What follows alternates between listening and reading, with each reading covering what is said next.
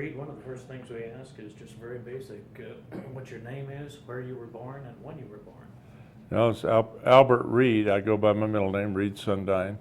I was born here in Denver in October of '43. How did you happen to wind up in the military?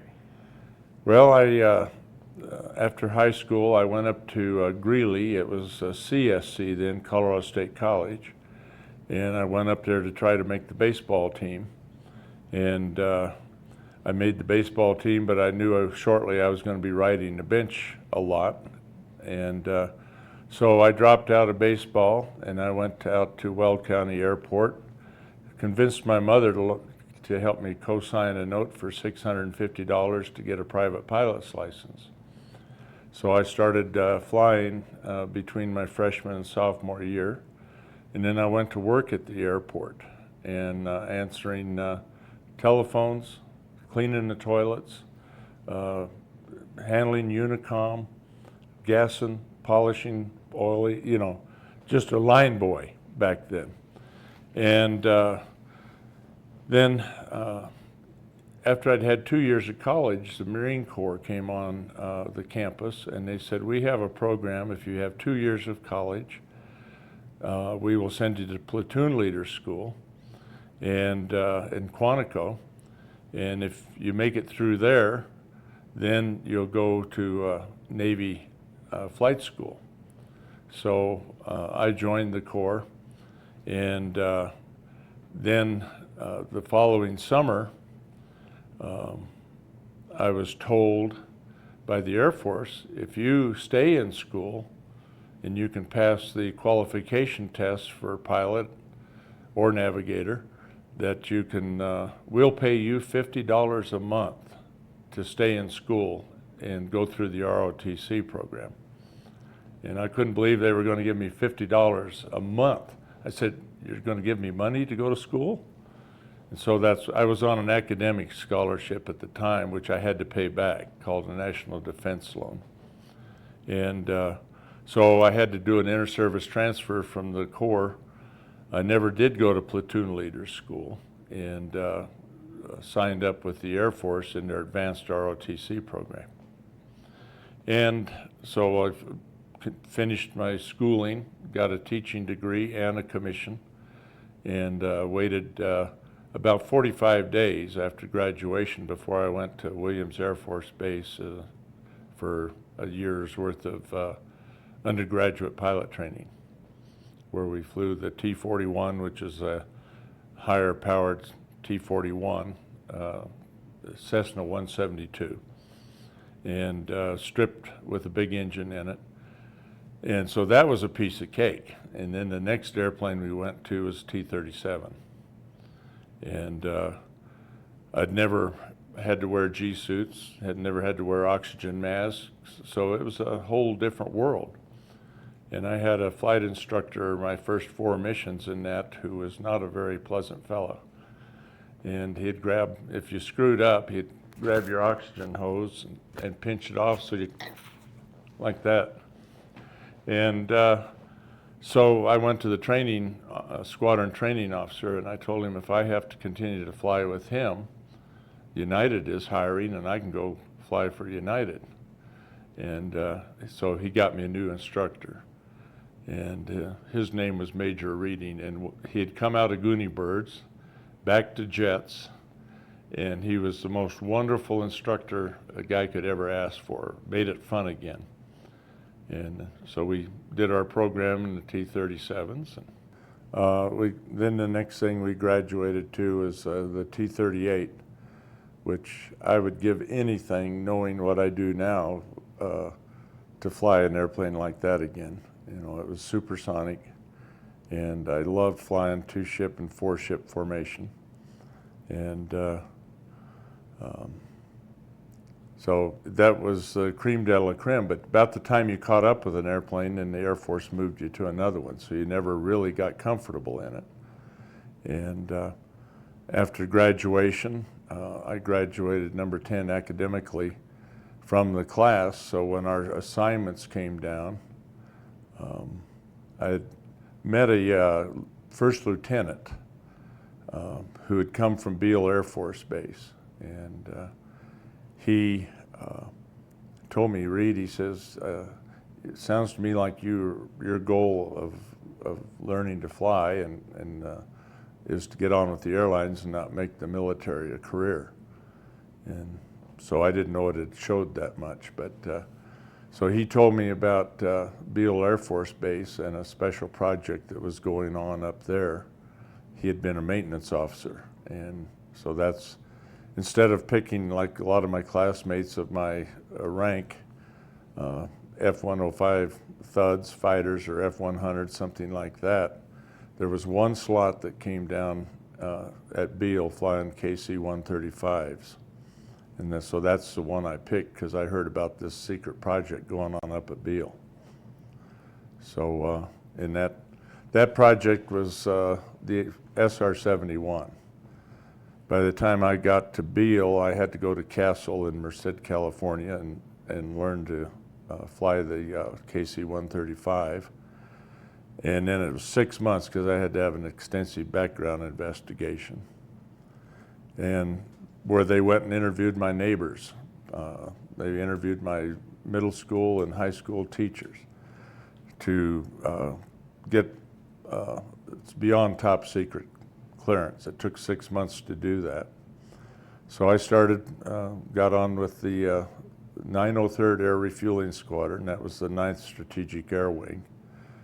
And in the SR-71 prior to that is being flown by the CIA. And so after that, they let the guys that were flying for the CIA put their rank back on. Most of them had been test pilot graduates, bird colonels. And so I got in on the early days of the SR-71 program going operational. We worked with the SR-71.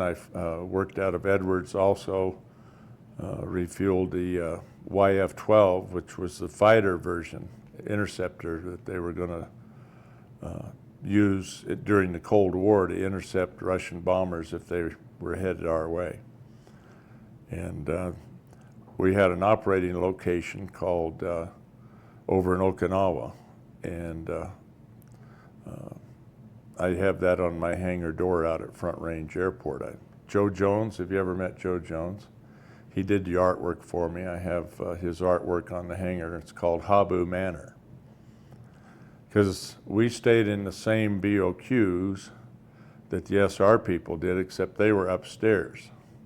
We were downstairs. And the Okinawans, after it arrived in Okinawa, they nicknamed the SR-71 the Habu, which is a cobra snake. Known to be on the island of Okinawa. And so we were in Habu Manor over there, and that's the name of my little hangar out at Front Range. I know about Habus.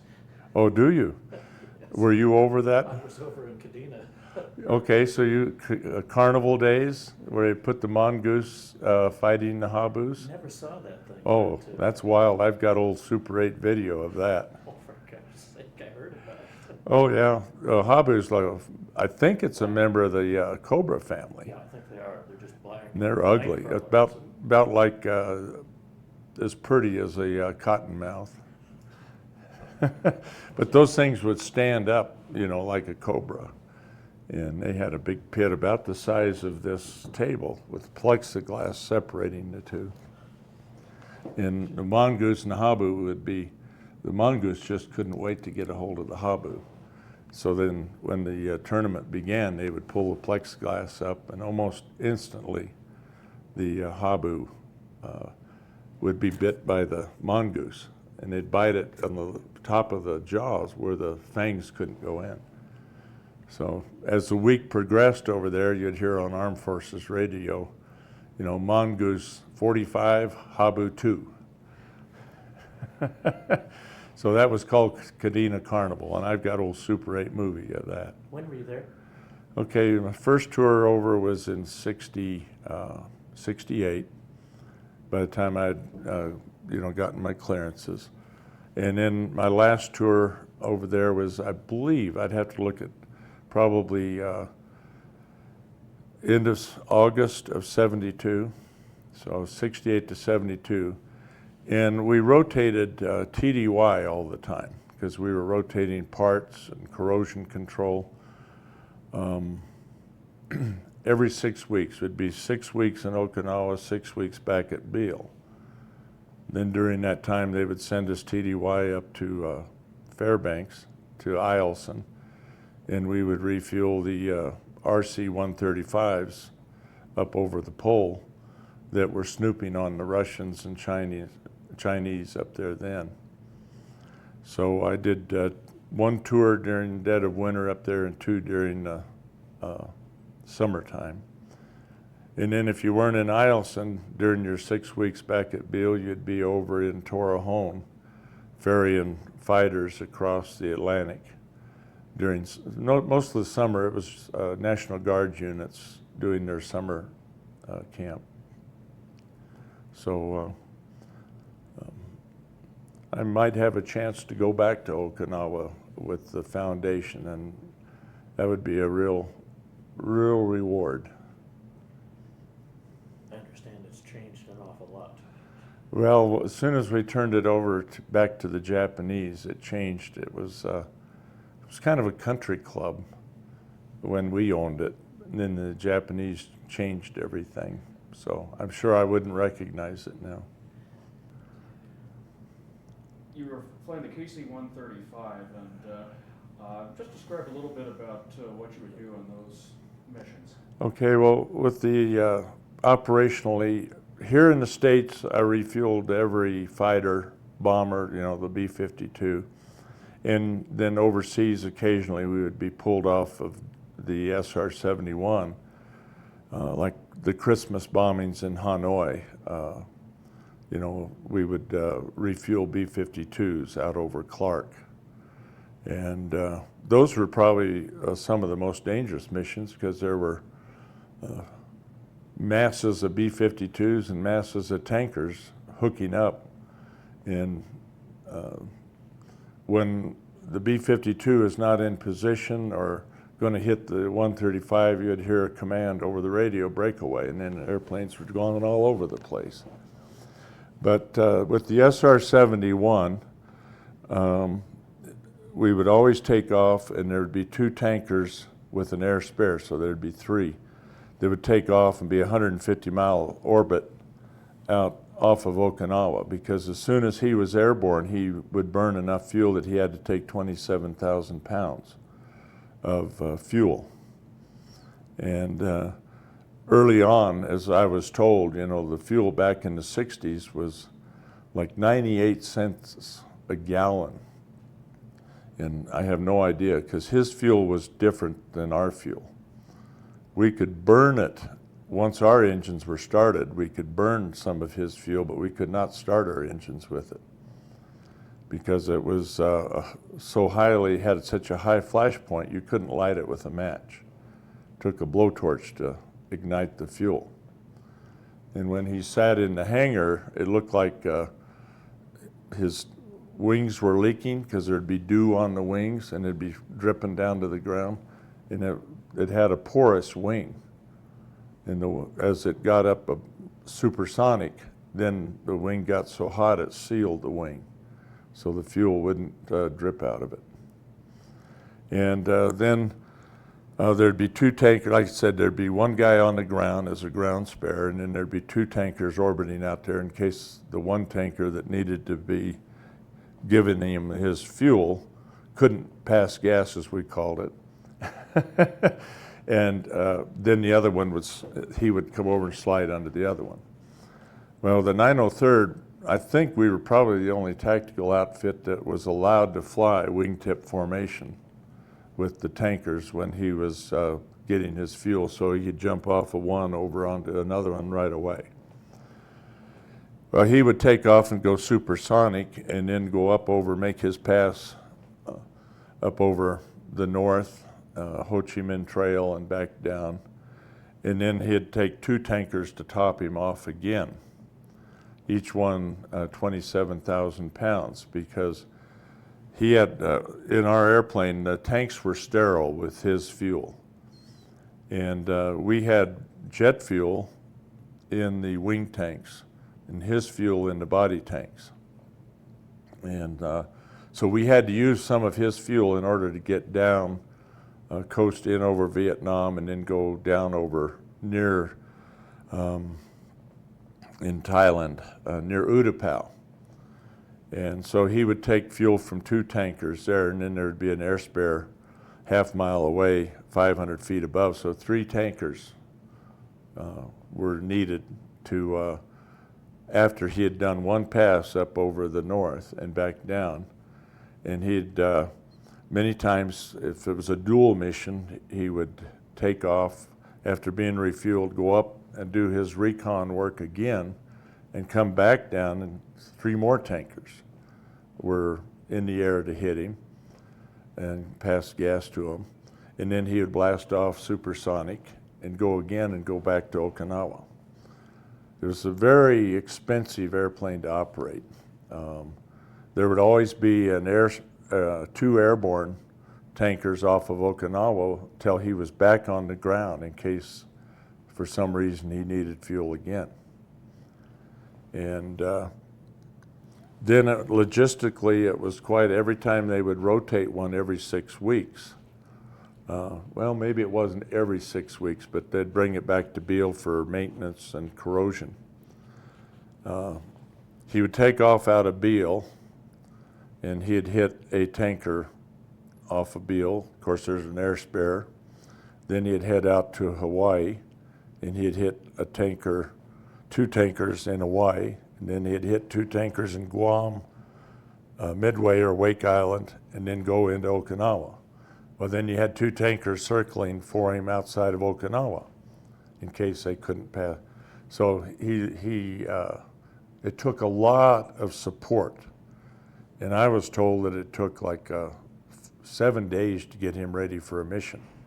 The time they put the cameras into the airplane and all of that. Now, I just met a man who's going to be a new volunteer over here for Wings that was involved at Skunk Works and some of the things that went on with the CIA.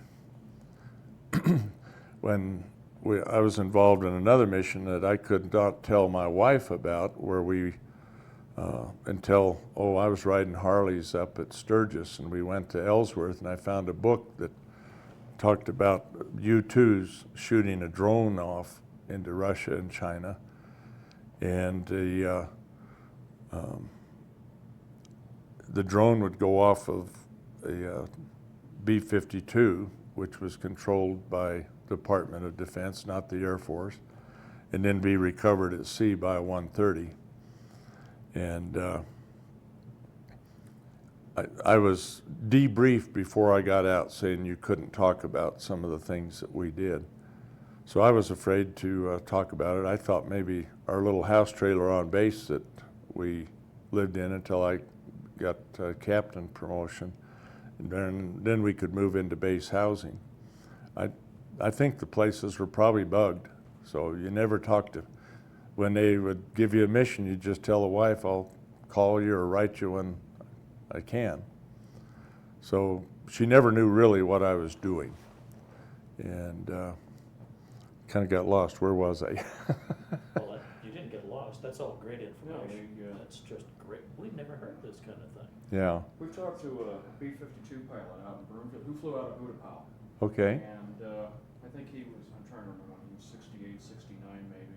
I don't know if that overlapped when you were there, but Yeah.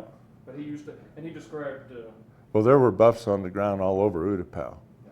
And they were on Okinawa when I first got over there, and then they had one crash at the end of the runway with a full bomb load. And it blew a crater as big as this building in the ground, and of course the Okinawans didn't like that at all. So they started having protests and riots. And so all the B-52s were taken off of Okinawa and sent to Guam, because we still controlled Guam as a territory. So, like I said, Utapao had buffs all over it. You know, Big ugly fellow, that was the nickname. We called it something else, but Flying these tankers, how heavy would you be when you're going out with a full load like that? well, we were always at max takeoff weight. I mean, I want to say 278,000 pounds. And I had an F4 driver take off when we had a full weight, and he says, what you do is more dangerous than what I do. Just watching your takeoff, he was terrified because the runway, we would roll and roll and roll, and when you started rotation, there was no runway left. You couldn't see anything as a pilot. And so they were old water wagon engines. I think we had 5,000 gallons of water that we would augment the engines. You'd spray this water into the engines to keep them cool.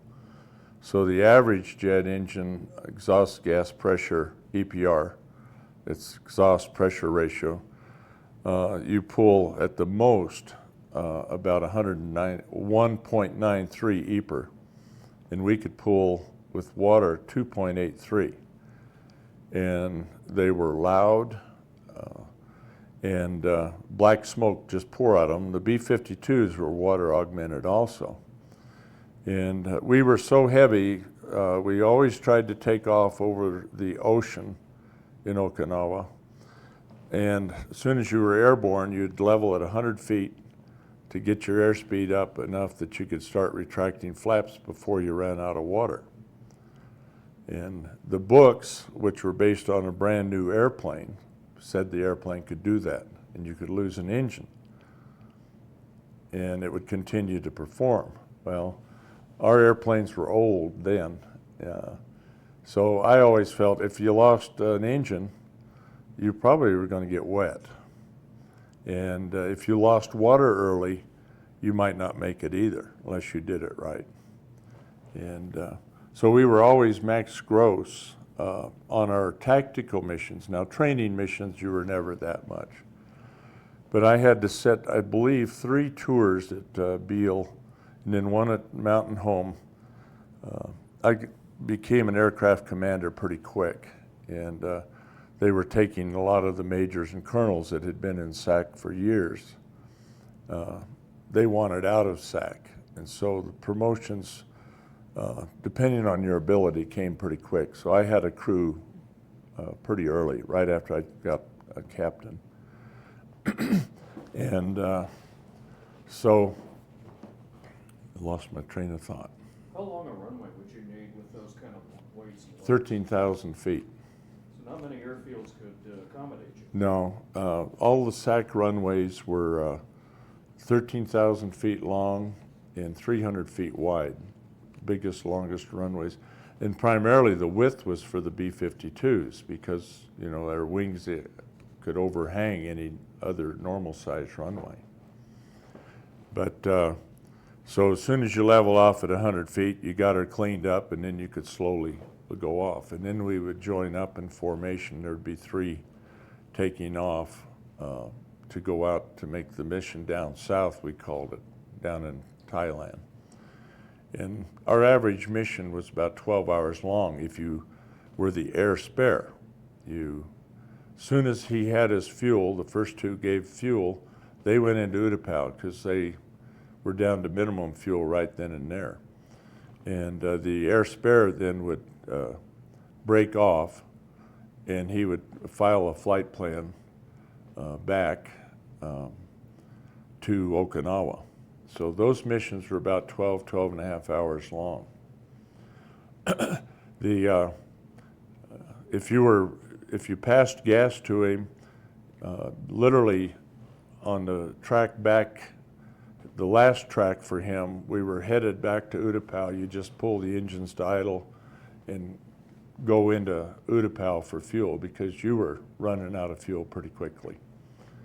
And well, the last time that I flew down south, we called it, I almost had my last mission because we were over the top of Ubon, and my co-pilot was a Zumi Air Academy guy. He had made first lieutenant. And we're just kind of sitting there, you know, the pressure's off, the mission's over, and talking, and all of a sudden 2 F-4s just appeared in the windscreen. You could see their helmets. And they were gone, and I looked at Buck, my co-pilot, and his eyes were about this big, and I turned around to the boom operator, and his eyes were this big. And these guys, they almost hit us. Had we been a gig a second sooner, I would not have come home. And so I called the GCI ground control site, and I said, do you have any idea who those 2 F-4s that just about killed us are? Yes, sir, I sure do. And I said over the radio, I said, well, you find them at the stag bar tonight, and you deck them for me, because they just about killed me. And he said, well, they weren't supposed to be where you are. And then we were called Popeye, which is in the clouds, in the soup. And they were supposed to be remaining visual, but they were up there with us. And so, you know, you hear these stories for the grunts, the guys on the ground. The last 7 days when you're about to go home are the most terrifying days, because so many guys by the farm on their last mission, or, well, that almost happened to me. Luckily it didn't. But needless to say, I think most of us could have wet our pants. It was that scary. I was wondering, when you were doing the refueling missions, especially around Vietnam, were you always doing these in areas that were kind of out of the range of any air defenses or fighters? Except for over Hana, I think it was called Hainan Island. There would always be radio calls of MiGs taking off. But with tankers, you know, not that I don't know whether a missile was launched at us. We had no capability of knowing, but I don't believe so. Normally we stayed outside. Now on some of the Flying Tiger missions, one guy got a commendation, I think, let's see, you got Silver Star, and then the next one's Air Force Cross. Anyway, a very high decoration, because there was a thud that was losing the fuel as fast as he could get it on, and they went up beyond the DMZ to get him, and they just kept pumping fuel in him till he got back to his base. So he got a high award, because we were told when you're refueling you know, thuds, you can't go beyond such and such. And of course the fighter bombers, if they crossed the Yalu River, they could get court-martialed because the SAM sites shot from one side of the river. You weren't allowed to go over there and take them out over there. So a lot of controversy. We were told to fight a war with our arms tied behind our back, basically. So as far as being in, you know, being shot at, I don't know whether we ever were. I don't think we were. But you made a decision not to go with the jet fighters and that kind of thing. Did you ever regret that at all? oh, probably not then. Now in my older years, because I know I could have done it, because I get kind of, I'm in the Colorado Historical Society, Aviation Society, and the only people that ever get any glory or talked about are fighters. You know, fighter pilot this, fighter pilot that. Well, I get kind of tired of that, because those jerks couldn't have done anything without a tanker giving them gas. So, yeah, there's probably some regrets, because when I came home, there was never any welcome home, you know, during Vietnam. And I came back to Travis, and my wife, on emergency leave, picked me up at Travis, and when we left the gate, the protesters were out there. And so, you know, Vietnam War was a tragedy, and I'm thankful now that our country, even though they might not approve of what's gone on in Iraq, we're not blaming our vets. We're not blaming the boys and girls that are over there fighting for us now. Because my opinion is if we don't fight them over there, they'll be over here and we'll be fighting them here. So.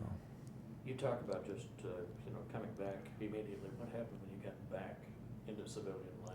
How were you accepted then? You didn't talk about it, I talked about it when I was trying to get on with the airlines.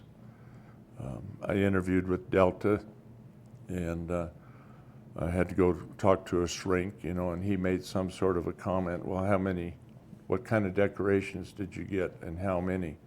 And I kind of sat there and I said, is he for real? Is he sincere? Or, what? So, I told him, and he said, as one citizen to another, I want to thank you for a job well done. And, but I probably haven't started talking proudly about what I did until maybe the last 10 years. Yeah, because I've got a lot of good friends that were grunts, on the ground. And I used to see at night when we were coasting back out, the flares going off and the firefights going on.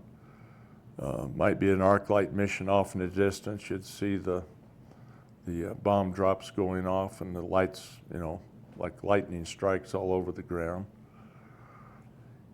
And I said to myself, man, am I lucky? God has now enabled me to be up here and not down there on the ground. My wife, she was not really a fanatic. She had been trained as an educator, teacher, and she got her master's degree while we were in the service. She came back to Colorado and finished it up. And so she was not really enjoying the military, and I was gone all the time. I couldn't today describe the house except for I knew there was a carport. I came from the carport into the kitchen, but I don't know whether I'd turn left or right to go to the bedroom. I was never home during that whole time. So my first tour in country, the Air Force offered me a regular commission. And I didn't know. I thought I was obligating myself to a career at that point. And after seeing what was going on over there, I turned my regular commission down and just kept the reserve. And then I found out later, if you do that, they'll never offer it to you again, and the highest you'll go will be a major. That'd be the absolute highest, and many times you didn't do that. So that's why I gave up the military. And when I got out, no airlines were hiring, but the Lord looked after me. I got out October 1, and I lucked out and got on with Continental Airlines October 30th. And I was furloughed 9 months later for 2.5 years, but that's the glamorous airline career. There's not a whole lot of glamour to it. The regrets, personally, I don't have any regrets. When I did it, I thought the best way to get on with the airlines was by flying a multi-engine airplane. Well, I found out that's not the truth. Now with Continental, 80% of the guys hired were Navy or Marine, because our flight officer, or our vice president of flight operations, he was an ex-Navy guy. So I guess I was fortunate that I got hired at Continental. But out of my 30 years, I had 5 good ones. Luckily, they were the last 5, because I went through a terrible strike with Frank Lorenzo's hostile takeover, and worked for 4 different airlines in 3 years. So I flew at the old Frontier. And the guys that I flew co-pilot for at the old Frontier, when Continental bought them and I went back to work at Continental, the bankruptcy court said we had to go back to work. Lorenzo didn't want us to. But the guys I flew co-pilot for at Frontier now had to co-pilot for me at Continental. So, but Yeah, there's regrets of not going to Cannon and going to fighter pilot school, but not then. There was none then. I'd had a child by then. Prior to that, I was going to go over and be a all-American hero. But when you had a little boy, that kind of changed. And so I had a beautiful wife at the time, and I had 2 classmates, of course, that did not come back. One guy did 100 admissions and thuds, and then came back to Nellis, and he was so intense, I competed with him constantly in pilot training. He was in a contest, and I'm sure he just got target fixation and was going to be the best of the best, and so he pancaked himself in at Nellis during competition. But you know, everyone talks about fighter pilot this, fighter. Well, in modern military today, no one can go anywhere without fighters. I mean, without tankers. They can't do their mission. Now, this year in July, we're going to have a 3-day reunion of my pilot training class out of Willie. And I'm looking forward to seeing some of my friends that spent those 52 weeks of intense training. I've talked to a few of them on the plane, on the phone, by email, but it'd be good to see them. But I was blessed. I met the General Tom, I can't think of his last name, Jack Wilhite, who flew for the Guard. You probably know Jack. He got me on a trip back to Washington, D.C.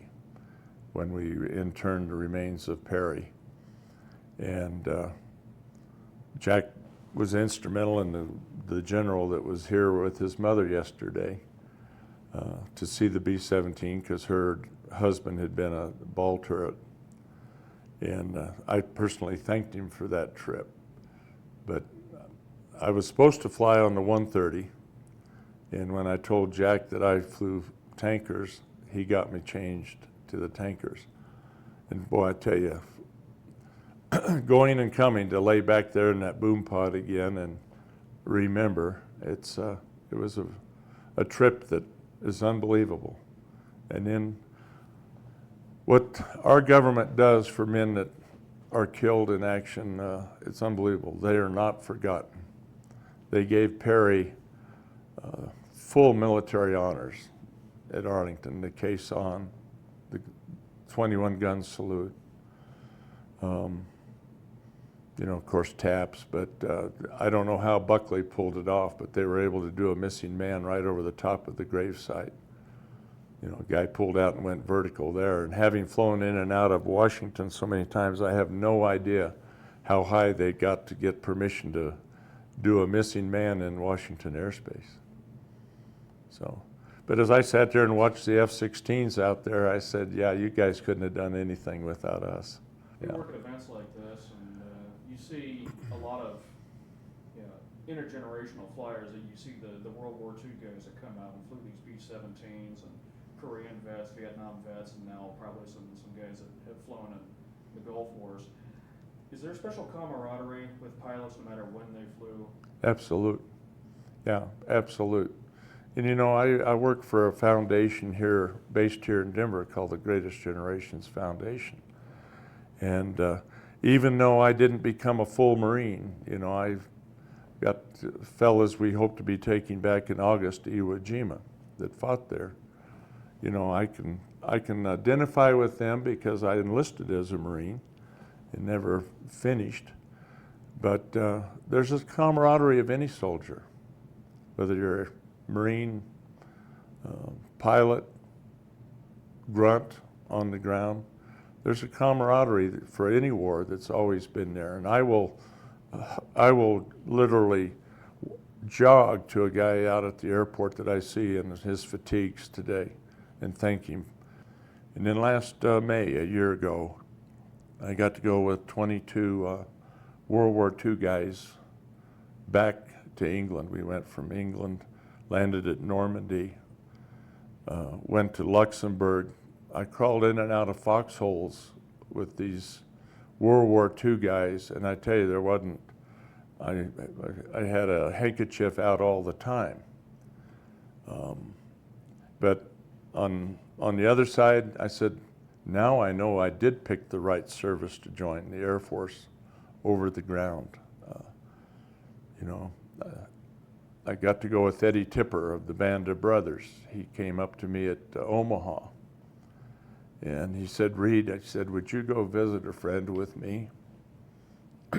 And I said, yeah, absolutely. I'd gotten kind of close to Tipper.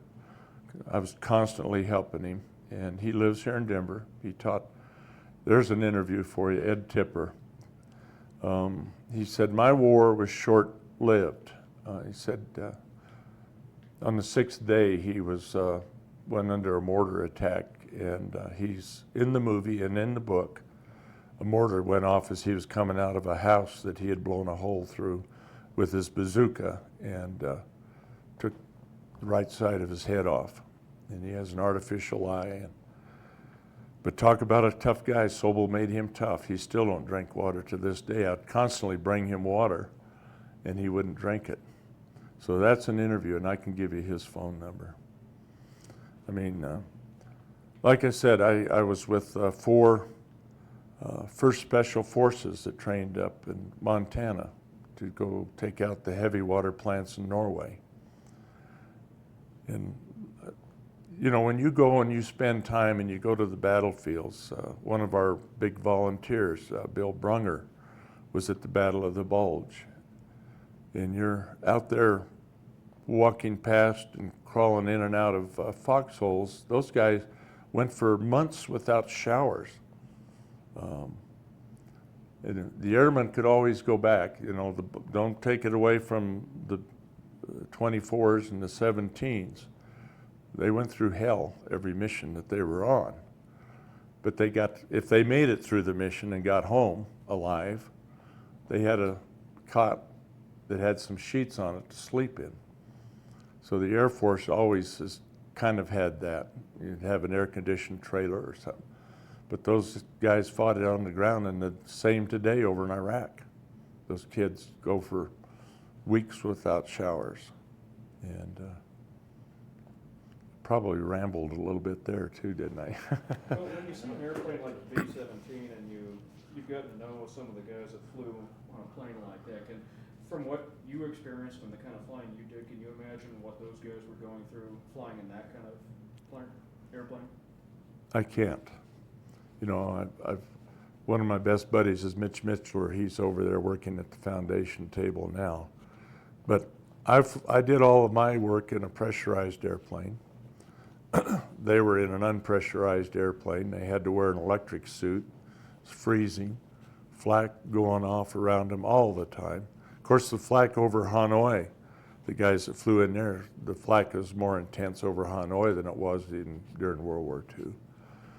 But yeah, I identify with those guys, and I thank them constantly. Because had it not been for the sacrifices that the thousands made, we'd be either speaking German or Japanese today. And the conditions that they had to fight under are not only being shot at, but it was cold up there, minus 50 degrees. And those guys are so modest, you know, I was just doing my job. And same with Eddie Tipper on the ground. I just was doing my job. I think we can interview any legitimate, and there's a lot of guys that claim they did this and that, and that's one thing that the foundation tries to sort out. Is this, all these stories, are they true?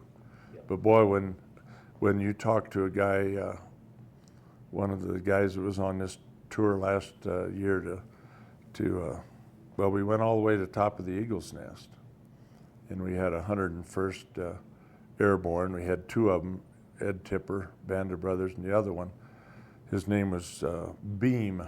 And when he enlisted at 17, the Army said, well, what's your first name? He says, I'm J.L. Beam from Tyler, Texas. Well, what's your first name? I don't have one, it's J.L. So they said, you have to pick a first name. And he said, okay, I'll be Jim then. And that's what he drank in Europe. He drank Jim Beam. And that man fought all the way up through the Bulge. He was north of Bastogne in the heat of it up there. And he was sent to the top. He's in the third or fourth Jeep to the top of the Eagle's Nest out of Burkus Gardens. And our trip culminated up on top of the Alps. And the next day we did go to a concentration camp, Dachau. And one of the men that we had who won the Silver Star as a corpsman, he helped liberate Dachau. And he told me, he said, Reed, this is not right. And I said, what's George? George lives here in town too. And I said, what do you mean? He says, this is too clean. He says, I remember the smells and the sights. So, but Jim Beam, he was, went up to the Eagle's Nest, so I asked him. I said, Jim, I said, I called him Beamer. I said, hey, Beamer, did you get any of Hitler's silverware or his dishes? And he, no, the officers took all those. And he said, but Major Winters of the Band of Brothers told us to go down and get a bunch of deuce and a halves and fill the trucks up with booze out of Gorbel's booze cellar. And he said, we were drunk for 5 days. And well, we just lost him this year. And when we lose one of the guys that you get to know and fought either in the air or on the ground, it's like losing your dad again, and or a grandfather. And so, but Beamer got back, and Tim Davis, I was told to take a group to the museum in Bastogne, but Tim went out and they tried to find exactly where Beam was, fighting outside of Bastogne, and they got probably within half a mile. We had another man that was taken prisoner. We probably had him within a quarter mile. He was up on a dirt road, and he said, yeah, I walked down this road. And they were in summer gear. And he said, I was running across this field down here to the forest, try to get into the forest. And that's when they captured him. They broke his hips. Actually fractured his pelvis when they hit him with a steel pole. 2 British guys came out and picked him up and put him over their shoulders and said, we've got to walk you around or they're going to shoot you. And then the Brits hit him from barracks to barracks in camp until his pelvis healed. And he walks with bull-legged like this now. And now one of the tragedies of children, and I can't believe this happened, but we were told, he came back a week ago after having heart surgery in Cleveland for 4 days. His daughter picked him up. I told him I'd come out and fly back with him, and those guys are tough. All the W2 guys are tough. And he says, oh, I can come back alone. She picked him up and put him in his home. Didn't have any food in the house. And luckily he had a female friend who came in to check on him, and we don't know whether social services has found a home for him to go to, but his daughter, here this man lived through as a POW. And I don't care whether there's friction between you as a son or daughter and your father. You don't treat a hero like that. Take him and just dump him and not call him back or go see him. But that's the exception, I think. But Teslavsky was his name, and to meet these fellas, and you see them coming and going over here, across the way from us, it's, well, like, I've never worked so hard for no money in all my life as I've been with the foundation and Wings. Well, you fall in love with the fellas, and so. These are some of the best friends you'll ever make in your life. Oh, 'Cause incredible. You're right, these people are just absolutely Yeah. fantastic. And we're losing them fast. I You mean, know, when you lose one after you get to know them, it hurts, doesn't it?